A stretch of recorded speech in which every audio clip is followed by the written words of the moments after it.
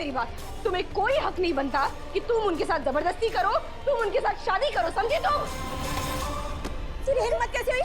हिम्मत कैसे हुई तेरी कहने की कि देव जी पे मेरा कोई हक नहीं है? कैसे तेरी हिम्मत बढ़ी है? और तुम यही चाहती हो ना कि देव जी और नंदिनी की शादी ना हो? तो नहीं होगी। पता नहीं वसु, पता नहीं हमारे परिवार को किसकी नजर लग गई है। मुसीबत है कि खत्म होने का नाम ही नहीं लेती है।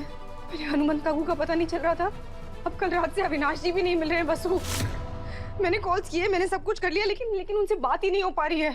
सर नहीं मिल रहे, क्यों, कहाँ गए वो?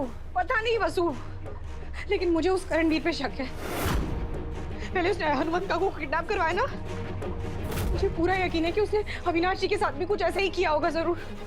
पता नहीं भगवान ऐसे गंदे नीच स्वार्थी लोगों को धरती पे भेजते ही क्यों है। वसु तुम देखना, मेरी हाय लगेगी, मेरी बदुआ लगेगी उसे। वो एक दिन पानी पीने को भी तरसेगा। हाँ मैडम, आप अपने मुंह से इतना गलत क्यों बोल रही हैं? एक बार नहीं 1000 बार बोलूंगी। और नंदिनी मुझे अविनाश जी ने सब कुछ साफ साफ बता दिया है। बता दिया कि तुम देव भाई साहब और वसु के बारे में सब जानती हो यार। तुम जानती हो कि वो एक दूसरे से प्यार करते हैं, तुम जानती हो कि उनकी शादी हो चुकी है एक दूसरे के साथ, लेकिन फिर भी तुम इस शादी से पीछे नहीं हटे हो। ये भी कोई कम नहीं है वसु, ये भी उस करणवीर की तरह धोखेबाज है, जालसाज है। मैडम रहने दीजिए ना, क्या मतलब इन सब बातों? मतलब है वसु, एक मिनट। नंदिनी सुनो मेरी बात, मैं समझती थी कि तुम बहुत समझदार हो, एक पढ़ी लिखी सुलझी हुई लड़की हो, लेकिन तुम में तो उस करणवीर की तरह जीरो सेल्फ रिस्पेक्ट है। अरे तुम्हें दिखाई नहीं देता क्या? देव भाई साहब तुम्हारे साथ एक पल भी नहीं बिताना चाहते, पूरी जिंदगी बिताना तो दूर की बात है। और तुम अपने आप को थोपे जा रही हो उनके ऊपर। सुनो मेरी बात, तुम्हें कोई हक नहीं बनता कि तुम उनके साथ जबरदस्ती करो, तुम उनके साथ शादी करो, समझे तुम? तेरी हिम्मत कैसे हुई?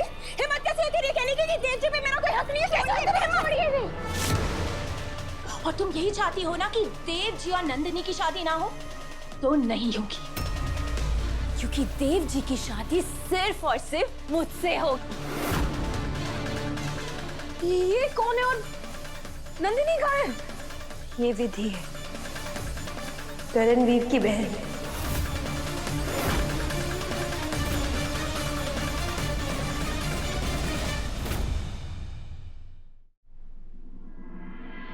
ऐसे रिश्ते में तो हम दोनों एक दूसरे की देवरानी जेठानी लगते हैं, है ना?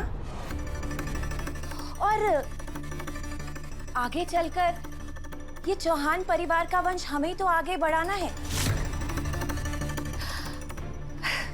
अब इसी बात पे ना देवरानी जी का जेठानी जी को गले लगाना तो बनता है ना? दूर हटो मुझसे।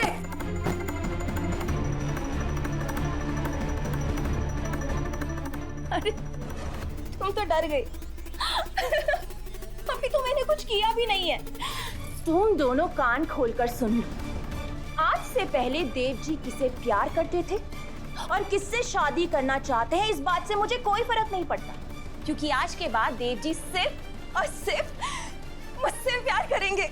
उनका आज, कल, दिन, रात सिर्फ उसमें मेरा हक होगा, सिर्फ मेरा।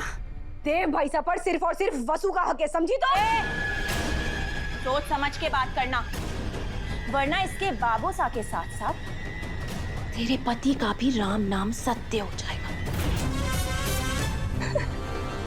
क्योंकि वो दोनों तो मेरे भाई साहब की कैद में है।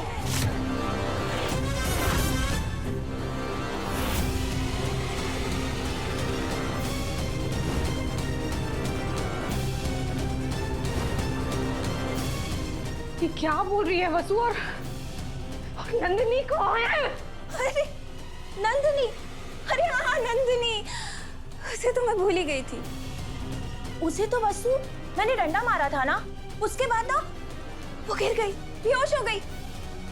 हाँ वो होगी वसु के घर पे।